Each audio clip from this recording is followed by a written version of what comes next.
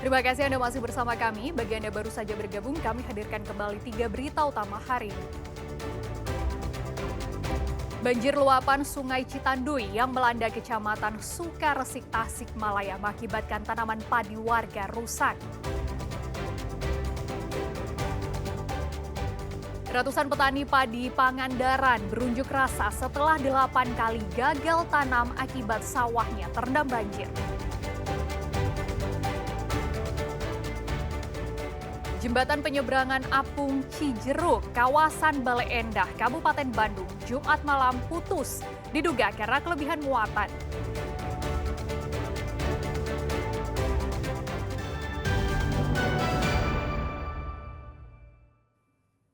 Seorang sopir truk kontainer terjepit saat mengalami kecelakaan di Sentul City, Kabupaten Bogor. Sopir truk yang diduga mengalami microslip hingga menghantam sebuah mobil di depannya. Diduga sopir tengah mengantuk, truk kontainer hilang kendali menabrak mobil yang berada di depannya.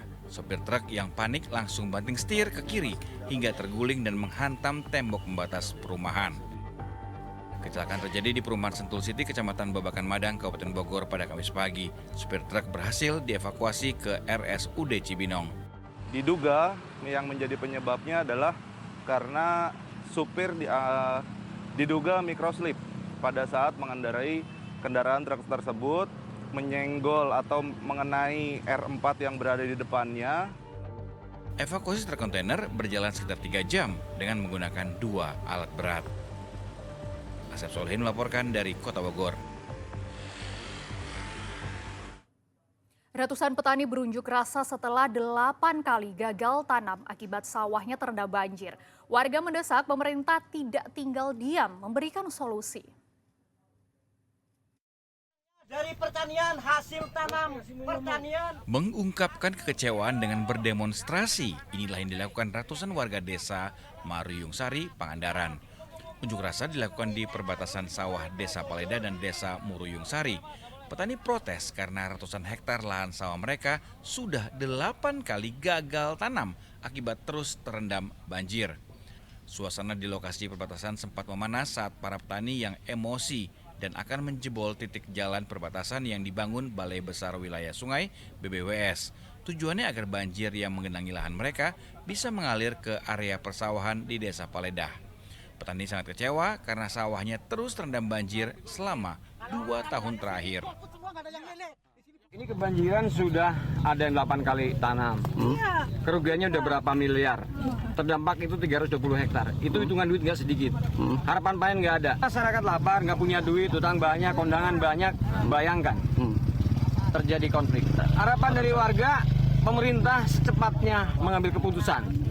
1 jam juga bisa kok, nggak usah berhari-hari, 1 jam. Hari ini bupati telepon, gubernur telepon, bedah itu, analisis selesai, semuanya aman. Berarti air dialirkan ke mana nih? Air dialirkan ke wilayah sini, daerah turun.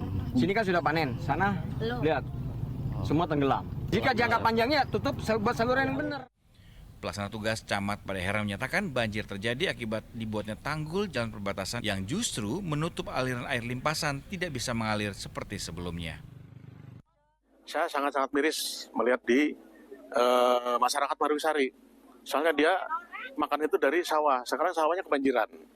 Nah makanya saya ke Pemda Kabupaten Pangandaran mohon secepatnya. Dan jadi kendala ini, jadi air yang ada di Maruyung Sari itu yang tadinya bisa mengalir sebelum dulu ada tanggul. Katanya dulu sebelum ada tanggul airnya itu Pak Mandar Maruyung itu tidak mengendap. Kalau sekarang itu mengendap.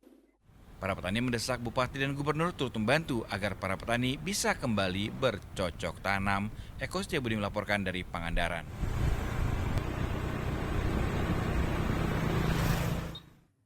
Jembatan penyeberangan Apung Cijeruk, kawasan Bale Endah, Kabupaten Bandung, Jumat malam roboh. Diduga karena kelebihan muatan. Saat kejadian, jembatan penuh pengendara yang menghindari banjir di jalan utama. Para pengendara motor yang tengah berada di jembatan penyeberangan Apung Cijeruk, Bale Endah, Kabupaten Bandung Barat, Jumat malam tiba-tiba panik.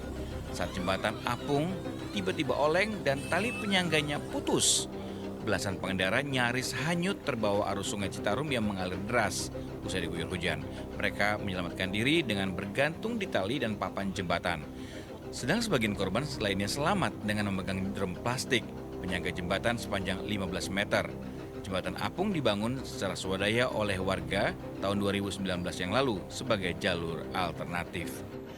Ada 2 kendaraan motor, roda 2, alhamdulillah sudah dievakuasi dan tidak terbawa arus. Ini jembatan punya masyarakat atau dari pemerintah ini, Pak? Dari swadaya, orang yang motor buat jembatan alternatif antara kecamatan Baleda.